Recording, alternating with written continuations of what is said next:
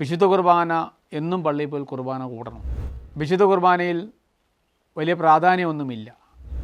വിശുദ്ധ കുർബാന എന്താണെന്ന് ദൈവവചനത്തിലൂടെയോ അറിയാത്തതുകൊണ്ട് ഇന്ന് വിശുദ്ധ കുർബാനയ്ക്ക് കൊടുക്കുന്ന മൂല്യവും പ്രാധാന്യവും വളരെയധികം പിന്നിലാണെന്ന് ഈ അവസരത്തിൽ ഓർമ്മപ്പെടുത്തുകയാണ്.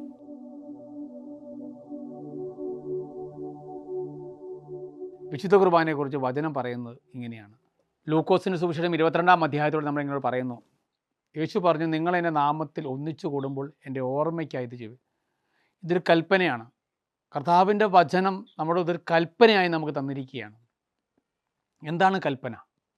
മാമോദിസ ഒരു കൽപ്പനയാണ്. മത്തായിയുടെ സുവിശേഷം 28-ാം അധ്യായത്തിൽ പറയുന്നു, ഞാൻ ഈ പഠിപ്പിച്ചവയെല്ലാം നിങ്ങൾ എല്ലാ ശിഷ്യകളോടും നിങ്ങൾ അറിയിക്കുവിൻ. പിതാവിൻ്റെയും പുത്രൻ്റെയും പരിശുദ്ധാത്മാവിൻ്റെ നാമത്തിൽ എല്ലാവരെയും സ്നാനപ്പെടുത്തുവിൻ എന്ന്. അതൊരു കൽപ്പനയാണ്. അതുപോലെ യോഹന്നാൻ്റെ സുവിശേഷം പറയുന്നുണ്ട്, ഞാൻ നിങ്ങളെ സ്നേഹിച്ചതുപോലെ നിങ്ങളും പരസ്പരം സ്നേഹിക്കുവിൻ. അതൊരു കൽപ്പനയാണ്. വിശുദ്ധ കുർബാന വിശുദ്ധിയോടുകൂടെ അത് സ്വീകരിക്കണമെന്നും അതിൽ ഉൾക്കൊള്ളണമെന്നും ദൈവത്തിൻ്റെ വചനം അത് കൽപ്പനയായി നമുക്ക് തന്നിരിക്കുകയാണ്. ആ കൽപ്പന നമ്മൾ അനുസരിക്കുന്നില്ലെങ്കിൽ നമ്മൾ ദൈവരാജ്യത്തിന് പുറത്തു പോവുകയാണ് ചെയ്യുന്നത്.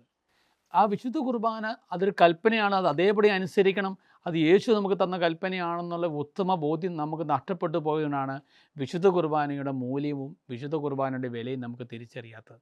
വിശുദ്ധ കുർബാനയുടെ മൂല്യം അത് മനസ്സിലാക്കണമെങ്കിൽ, അത് തിരിച്ചറിയണമെങ്കിൽ, വിശുദ്ധ കുർബാനയുടെ ആ ആഴം എത്രത്തോളം വിലയുള്ളതാണെന്ന് മനസ്സിലാക്കണമെങ്കിൽ 1 കൊരിന്ത്യർ ലേഖനം 11-ാം അധ്യായത്തിലൂടെ ഇങ്ങനെയാണ് പറയുന്നത്. 27 മുതൽ വചനം നമ്മൾ വായിക്കുമ്പോൾ, തന്മൂലം ആരെങ്കിലും അയോഗ്യതയോടെ കർത്താവിൻ്റെ അപ്പം ഭക്ഷിക്കുകയും പാത്രത്തിൽ നിന്നും പാനം ചെയ്യുകയും ചെയ്താൽ അവൻ കർത്താവിൻ്റെ ശരീരത്തിനും രക്തത്തിനുമെതിരെ തെറ്റ് ചെയ്യുന്നു. അതിനാൽ ഓരോരുത്തരും ആത്മപരിശോധന ചെയ്തതിനു ശേഷമേ ഈ അപ്പം ഭക്ഷിക്കുകയും പാത്രത്തിൽ നിന്നും പാനം ചെയ്യുകയും ചെയ്യട്ടെ. വിശുദ്ധ കുർബാനയിലേക്ക് നമ്മൾ പ്രവേശിക്കുമ്പോൾ ഇന്ന് നമ്മുടെ ദേവാലയങ്ങളിൽ കടന്നു വരുന്ന നമ്മുടെ കത്തോലിക്ക സഭയിലെ വിശ്വാസികൾ കടന്നു വരുമ്പോൾ ഒരുപക്ഷെ കുർബാനയുടെ തുടക്കത്തിൽ പ്രസംഗം കഴിഞ്ഞ് പകുതിയാകുമ്പോഴൊക്കെയാണ് വന്ന് കുർബാനയിൽ സംബന്ധിക്കുന്നത്. അത് ആ വിശുദ്ധ കുർബാനയിലേക്ക് ദേവാലയത്തിലേക്ക് പ്രവേശിക്കുമ്പോൾ അവിടെ നടക്കുന്ന ബലിയുടെ വില, അതിൻ്റെ മൂല്യം അവർ തിരിച്ചറിയുന്നില്ല. പഴയ നിയമവും ലേഖനങ്ങളും സുവിശേഷമൊക്കെ വൈദികർ വായിച്ച് വിശുദ്ധ കുർബാനയിൽ സംബന്ധിച്ച് തിരിച്ചു വന്നവരോട് ചോദിക്കുകയാണ്, ഇന്ന് നിങ്ങൾ എന്താണ് വചനം കേട്ടത്? ഇന്ന് ഏത് വചനമാണ് നമുക്ക് വേണ്ടി വൈദികൻ പറഞ്ഞു തന്നത് ചോദിച്ചാൽ വചനം വായിച്ചിരുന്നോ എന്ന് പോലും പലവർക്കും സംശയമാണ്. കാരണം അത്രയും അലസതയോടുകൂടെ, യാതൊരു വിലയും കൽപ്പിക്കാതെ, യാതൊരു മൂല്യം കൽപ്പിക്കാതെ, ഒരു വിശുദ്ധിയുമില്ലാതെയാണ് വിശുദ്ധ കുർബാന വന്ന് പലവരും ഇന്ന് സ്വീകരിക്കുന്നത്. വലിയ ദുഃഖകരമായ കാര്യമാണ്. കത്തോലിക്ക സഭയിലെ ഏറ്റവും വലിയ ആരാധനയാണ് വിശുദ്ധ കുർബാന. ഒത്തിരി ആരാധനകൾ നമ്മുടെ ഇടയിലുണ്ട്. എന്നാൽ അതിൽ നിന്നൊക്കെ എത്രയോ മൂല്യമുള്ളതും എത്രയും വിലയുള്ളതാണ് വിശുദ്ധ കുർബാന. ആ വിശുദ്ധ കുർബാന കഴിഞ്ഞ് ഇറങ്ങുമ്പോൾ, ആ ദേവാലയത്തിലേക്ക് പ്രവേശിക്കുമ്പോൾ, ആ വിശുദ്ധ കുർബാനയിൽ പങ്കുകൊണ്ട് അതിൽ പൂർണ്ണതയോടുകൂടി അത് സ്വീകരിച്ച് ഇറങ്ങി വരുമ്പോൾ അപ്പോൾ കിട്ടുന്ന ഒരു ആത്മീയ സന്തോഷം, ഒരു ഉണർവ്, ആ ദുഃഖമെല്ലാം മാറി ആ നമ്മുടെ എല്ലാം മുഖത്ത് വലിയ സന്തോഷം നിറഞ്ഞ് കടന്നു വരേണ്ട നാം ഓരോരുത്തരും ഇന്ന് അനേകർ ദുഃഖത്തിലാണ്. വിശുദ്ധ കുർബാന സ്വീകരിച്ച് വിശുദ്ധ കുർബാനയിൽ പങ്കെടുത്തിച്ച് വരുമ്പോൾ അവരുടെ മുഖത്ത് നോക്കുമ്പോൾ ദുഃഖങ്ങൾ മാത്രമാണ്, നിരാശ മാത്രമാണ്, വേദന മാത്രമാണ് നമ്മൾ കണ്ടുകൊണ്ടിരിക്കുന്നത്. അതുകൊണ്ടാണ് വചനം ഇങ്ങനെ പറയുന്നത്, തന്മൂലം ആരെങ്കിലും അയോഗ്യതയോടെ കർത്താവിൻ്റെ അപ്പം ഭക്ഷിക്കുകയും പാത്രത്തിൽ നിന്ന് പാനം ചെയ്യുകയും ചെയ്യുന്നവൻ കർത്താവിൻ്റെ ശരീരത്തിനും രക്തത്തിനുമെതിരെ തെറ്റ് ചെയ്യുന്നു. അതിനാൽ ഓരോരുത്തരും ആത്മപരിശോധന ചെയ്തതിന് ശേഷം ഈ അപ്പം ഭക്ഷിക്കുകയും പാത്രത്തിൽ നിന്ന് പാനം ചെയ്യുകയും ചെയ്യട്ടെ. എന്തുകൊണ്ടെന്നാൽ ശരീരത്തെ വിവേകിച്ചറിയാതെ ഭക്ഷിക്കുകയും പാനം ചെയ്യുകയും ചെയ്യുന്നവൻ തന്നെ ശിക്ഷാവിധിയാണ് ഭക്ഷിക്കുന്നത്, പാനം ചെയ്യുന്നത്. അതെ, നമ്മൾ ഈ സത്യം നമ്മൾ അറിയണം, ഈ സത്യം നമ്മൾ തിരിച്ചറിയണം. വിശുദ്ധ കുർബാനയുടെ ശക്തി, വിശുദ്ധ കുർബാനയുടെ മൂല്യം, അതിൻ്റെ വില നമ്മൾ ആദ്യം തിരിച്ചറിയണം. ഇന്ന് വിശുദ്ധ കുർബാനയെക്കുറിച്ചുള്ള അജ്ഞത ഒത്തിരി പേർക്കുണ്ട്. അത് കർത്താവിൻ്റെ കൽപ്പനയാണ്. പ്രിയപ്പെട്ടവരെ, നമ്മളൊരു തെറ്റ് ചെയ്തു, കോടതി നമ്മളെ ശിക്ഷിച്ചു. കോടതി ഒരുപക്ഷെ ജീവപര്യന്തമായിരിക്കാം, അല്ലെങ്കിൽ മരണം വരെ ആയിരിക്കാം, അല്ലെങ്കിൽ 1 കൊല്ലം 2 കൊല്ലം 3 കൊല്ലമായിരിക്കാം. ആ കോടതിയിലെ ജഡ്ജി നമുക്ക് വേണ്ടി ഒരു ശിക്ഷ പുറപ്പെടുവിച്ചാൽ, ഒരു കൽപ്പന പുറപ്പെടുവിച്ചാൽ നമ്മളത് അനുസരിക്കുന്നില്ലെങ്കിൽ നമുക്ക് ഒരിക്കലും അനുസരിക്കാതിരിക്കാൻ കഴിയില്ല. കാരണം നമ്മൾ അനുസരിച്ചേ പറ്റൂ. കാരണം അത് കോടതിയുടെ കൽപ്പനയാണ്, കോടതിയുടെ വിധിയാണ്, ജഡ്ജി എഴുതിയ വിധിയാണ്.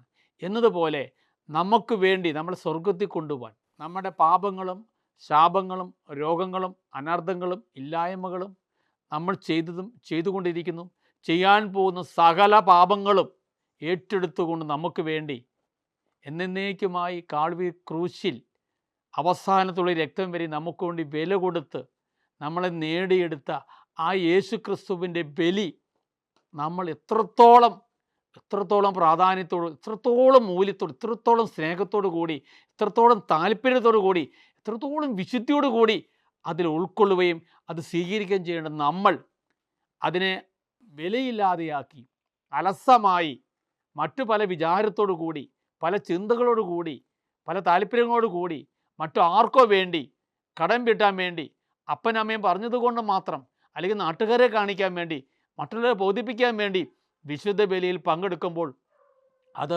അനുഗ്രഹത്തിന് പകരം ശാപമായി മാറുമെന്നാണ് ദൈവത്തിൻ്റെ വചനം നമ്മളെ പഠിപ്പിക്കുന്നത്.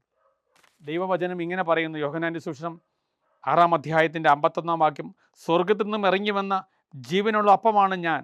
ആരെങ്കിലും ഈ അപ്പത്തിൽ നിന്നും ഭക്ഷിച്ചാൽ അവന് എന്നേക്കും ജീവിക്കും. ഞാൻ സ്വർഗത്തിൽ നിന്ന് ഇറങ്ങി വന്ന ജീവനുള്ള അപ്പമാണ്, അത് ഭക്ഷിക്കുന്നവൻ എന്നേക്കും ജീവിക്കും. അതാണ് പ്രിയപ്പെട്ടവരെ, വിശുദ്ധ കുർബാനയുടെ ആ പ്രാധാന്യം, ആ മൂല്യം തിരിച്ചറിഞ്ഞ് അതിൻ്റെ വിശുദ്ധിയിൽ അതിന് കൊടുക്കേണ്ട വിലയും അതിന് കൊടുക്കേണ്ട പ്രാധാന്യം, അതൊരു കൽപ്പനയാണ്, അത് ഞാൻ അനുകരിക്കേണ്ടതാണ്, അത് ഞാൻ അനുസരിക്കേണ്ട വ്യക്തിയാണ്, അതെൻ്റെ ജീവിതമാണ്, എൻ്റെ ജീവനാണെന്നുള്ള ഉത്തമ ബോധ്യത്തോടു കൂടിയാണ് നാം അത് സ്വീകരിക്കുന്നെങ്കിൽ അത് നമുക്ക് വലിയൊരു അനുഗ്രഹമാണ്. അത് നിത്യതയ്ക്കുള്ള വഴിയാണ്, അത് നിത്യം ജീവിക്കും. പ്രിയപ്പെട്ടവരെ, ഒരുപക്ഷെ കടബാധ്യതയാകാം, ഒരുപക്ഷെ രോഗിയാകാം, ഒരുപക്ഷെ സമ്പത്തുണ്ടാകില്ല, ഒരുപക്ഷെ നമ്മുടെ ജീവിതത്തിൽ എല്ലാവരും നമ്മളെ കൈവിട്ടിട്ടുണ്ടാവും. എന്നാൽ യേശുവിനോട് കൂടെയുള്ള ഒരു ജീവിതമുണ്ടെങ്കിൽ അവിടുത്തെ വചനം പറയുന്നു, ഈ ലോകം നിന്നെ മറന്നാലും ഞാൻ നിന്നെ മറക്കത്തില്ല. അപ്പം നിന്നെ മറന്നാലും അമ്മ നിന്നെ മറന്നാലും ഞാൻ നിന്നെ മറക്കത്തില്ല. നമ്മുടെ കൂടെ ഇരിക്കുന്ന ആ യേശുവിനെ ആരാധിക്കാൻ, ആ യേശുവിനെ സ്വീകരിക്കാൻ നമുക്കിന്ന് വിശുദ്ധ ബലിയായി എല്ലാ പ്രഭാതത്തിലും നമുക്കതിനുള്ള അഭേദികളും അവസരങ്ങളും ഉണ്ടായിട്ട് നമ്മളതിനെല്ലാം നിസ്സാരമായി കണ്ടുകൊണ്ട് അതിന് വില കൽപ്പിക്കാതെ ആർക്കോ വേണ്ടി ദേവാലയങ്ങളിൽ കടന്നു ചെന്ന് വിശുദ്ധ ബലിയിൽ നമ്മൾ പങ്കെടുക്കുമ്പോൾ അത് എത്രത്തോളം നമ്മൾ ദൈവത്തോട് ചെയ്യുന്ന നിന്ദനമാണെന്നും തിരിച്ചറിവ് നമുക്കുണ്ടാകണം. പ്രിയപ്പെട്ടവർ, നമ്മൾ യേശുവിനെ കളിയാക്കുകയാണ് ചെയ്യുന്നത്. കാരണം ആ ദേവാലയത്തിൽ കടന്നു ചെന്ന് നമുക്ക് വേണ്ടി കാൽവരി ക്രൂശിൽ മരിച്ച യേശുവിൻ്റെ ആ പീഡാസഹനത്തെയും ആ ക്രൂശ മരണത്തെയും ആ ബലിയും ഓർത്ത് അവനോട് ചേർന്ന് പങ്കാളിയായി അതിൽ നിന്നും ആ ജീവൻ സ്വീകരിച്ചുകൊണ്ട് നമ്മൾ ശക്തി പ്രാപിച്ച് എന്നും ഞാൻ ജീവിക്കുമെന്ന് ഉത്തമ ബോധ്യത്തോടെ തിരിച്ചു വരണം നാം ഇന്ന് അതിന് വിരുദ്ധമായി നമ്മൾ പ്രവർത്തിക്കുകയാണ് ചെയ്തത്. അതുകൊണ്ട് പ്രിയപ്പെട്ട ദൈവമക്കളെ, കർത്താവിൻ്റെ വചനം അത് അടിസ്ഥാനപരമായി നമ്മൾ പറയുകയാണ്. എന്താണ് പറയുന്നത്? ഞാൻ സ്വർഗത്തിൽ നിന്ന് ഇറങ്ങിയ ജീവനുള്ള അപ്പമാണ്. എന്നെ സ്വീകരിക്കുന്നവൻ, എന്നെ ഭക്ഷിക്കുന്നവൻ എന്നും ജീവിക്കും. നമ്മൾ ഈ ഭൂമിയിൽ സ്വർഗത്തിൽ യേശുവിൻ്റെ അടുത്ത് എത്തുന്നതിനും വരെ, അവൻ രണ്ടാമത്തെ അവൻ്റെ വരവ് വരെ എന്നും വിശുദ്ധ കുർബാന വിശുദ്ധിയോടുകൂടെ ഞാൻ ഈ ഭൂമിയിൽ ജീവിച്ചിരിക്കുവാൻ, ജീവനോട് ഇരിക്കുവാൻ എനിക്കത് അനിവാര്യമാണ്, അത് ഒഴിവാക്കാൻ കഴിയുന്നതല്ല എന്നുള്ള ഉത്തമ ബോധ്യത്തോടു കൂടി ആ വിശുദ്ധ കുർബാന വിശുദ്ധിയോടുകൂടി സ്വീകരിക്കുമ്പോഴാണ് എൻ്റെ വ്യക്തി ജീവിതം, എൻ്റെ കുടുംബജീവിതം, എൻ്റെ സാമൂഹ്യ ജീവിതം, ഞാനായിരിക്കുന്ന ഇടവകയിലും ഞാനായിരിക്കുന്ന സകല പ്രവർത്തികളിലും യേശുവിൻ്റെ സമാധാനവും സന്തോഷവും അനുഭവിച്ചുകൊണ്ട് ദൈവകൃപ നിറഞ്ഞവരായി ജീവിക്കാൻ നമുക്ക് സാധിക്കത്തുള്ളൂ. അതുകൊണ്ട് വിശുദ്ധ കുർബാനയുടെ മൂല്യം തിരിച്ചറിഞ്ഞ് വേണം ദേവാലയങ്ങളിൽ പ്രവേശിക്കാൻ.